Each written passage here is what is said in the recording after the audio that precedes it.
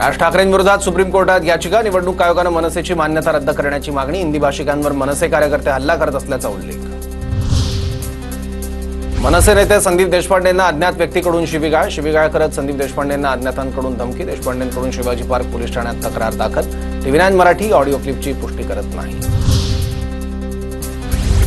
उपमुख्यमंत्री अजित पवारांचे कृषी मंत्री कोकाटेंना खडेबोल, पक्षाला अडचणीत आणणारी वक्तव्य नको, दादांचं बैठकीत वक्तव्य तर कोकाटे बैठकीला अर्धा तास उशिरा, कोकाटेंना बेशिस्त वागणुकीवरून दादांनी झापलं, सूत्रांची माहिती।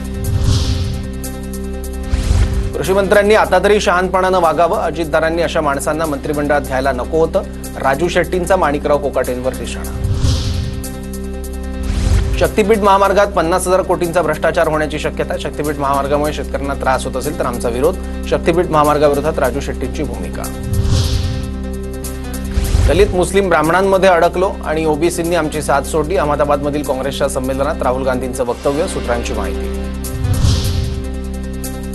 ठाकरेंच्या शिवसेनेच्या प्रवक्तेपदाच्या नियुक्त्या जाहीर, मुख्य प्रवक्तेपदी खासदार संजय राऊत आणि अरविंद सावंत यांची नियुक्ती, इतर 6 जणांवर प्रवक्तेपदाची जबाबदारी।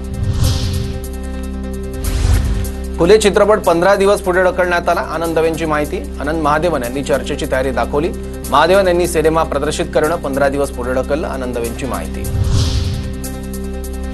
फुले चित्रपटातल्या काही दृश्यांवर आनंद दवेंचा आक्षेप, चित्रपट एकतर्फी नको, आनंद दवेंची मागणी, तर काही दृश्यांवर आक्षेप असल्यास विचार करू, फुले चित्रपटाच्या वितरक उमेश बन्सल यांचा दवेंना फोन।